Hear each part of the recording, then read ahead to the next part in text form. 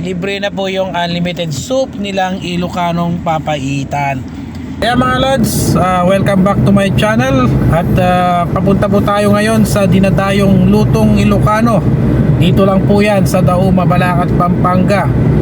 Ayan po, kahit anong klaseng po tayo daw po ng ulam ang order mo, may libreng unlimited soup ng lutong papaitan ng Ilocano. Ayan, hindi lang po basta soup mga lods, dahil may mga laman. Kaya sabaw pa lang ulam na mga lods, iba talaga ang lutong Ilocano. Ayan, ito po yung mga tae po ng baka at kalabaw na piniga na tinatawag na first class.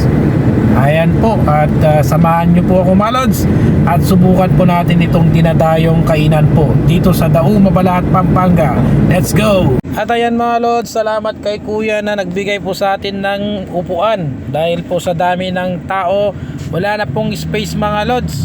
At ayan po, agad po tayong nakapag-order po ng ating ulam. At ang pinili po nating ulam mga lods, syempre ang ating paboritong dinakdakang Ilocano. Ayan, ang diskarte dito mga lods, huwag kang order po ng papaitan.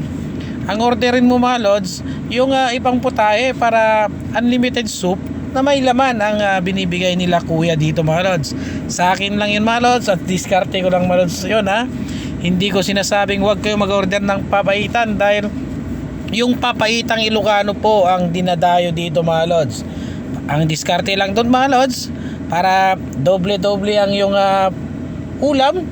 Ang babayaran mo ng ulam mga lods ay yung dinakdakan. Libre na po yung unlimited soup nilang Ilocanong papaitan. Ayan, yung gustong gumaya ng aking diskarte, pwede mga lods. Pero kung gusto nyong papaitan ng inyong orderin, pwede rin na mga lods. Yun nga lang, walang ekstrang ulam. At ayan, tignan nyo naman, sarap na sarap tayo dyan mga lods. Lahat po ng tropa dito dyan sa Mabalacat, Pampanga, dinadayo pala ito mga lods. Buti na lang at nasabihan po tayo ng ating kasama na may masarap palang kainan po dito na pagkaing lutong Ilocano mga lods. Tignan nyo. At hindi pa naubos ang ating ulam at pagkain. Yan, napapa-order na naman po tayo ng isang sabaw pa po ng Ilocanong papaitan. Talagang napapatingin pa sa atin ang ating mga kasamang kumakain dito, dahil nasimot na po agad ng ating sabaw mga lods. Tignan nyo naman, nakapag extra sili pa tayo dyan, at naka-anim po na buti ng sili. Mukhang mapapa-bankrupt po sa atin ang karinderya ng Ilocanong papaitan sa sili mga lods. Tingnan nyo, ang sarap. Napa-extra rice tayo dyan mga lods, kaya nasa isa't kalahating rice po ang ating kinain. Sa susunod na lang po tayo mag diet. At pag ganitong masarap po ang ating ulam, nakakalimutan natin mag diet mga lods. Ano pang hinihintay nyo? Subukan nyo mga lods na pasyalan po itong Ilocanong papaitan. Karinderya po, dito lang po yan sa Dauma, Balacat, Pampanga.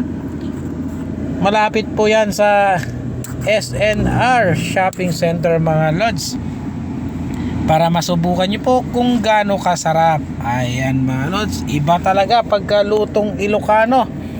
Hindi ko inaasahan na may lutong Ilocanong papaitan pala dito mga lods. Talagang napakasarap at first class yung pinigang tae po, no? Yung tae po ng baka. Yun po talaga, yung first class po dyan, yung piniga po. Tignan nyo naman. Ang masarap dito mga lods, yung talagang magkakamay ka, no? Pag gagamitan mo ng kutsara itong ganitong pagkain mga lods, hindi mo siya ma-enjoy. And the best dito, magkamay-kamay mga lods, para sulit at lasap na lasap ang sarap. Ayan. Ano pang hinihintay nyo? Oops, may busina sa atin mga lods. May parating din pong dalawang tropa na kakain po dito. Ang problema, wala na po silang space na maupuan. At ayan, napatras po sila mga lods. Kaya good luck and better luck next time. Kung gusto nyong maghintay ng space ng upuan, maghihintay kayo. Ang problema, kung di kayo makapaghintay, doon na lang po kayo sa ibang karinderya mga lods. Pero dahil sa masarap po ang kanilang papaitan dito mga lods, syempre maghihintay ka at titiisin mo na hintayin may matapos mga lods. Ang problema, mapapatagal talaga yung mga hinihintay mga lods dahil sa puro extra sabaw. Gaya po natin na talagang sulit na sulit at talagang sinisimot po natin yung kanilang sabaw mga lods. Ayan po. Maraming salamat sa inyong panonood. Ingat po tayo lagi mga lods, and God bless po sa ating lahat. Yung gustong subukan, dito lang po yan sa along MacArthur Highway, malapit po sa SNR Dauma, Balacat, Pampanga. Ayan, napakasarap.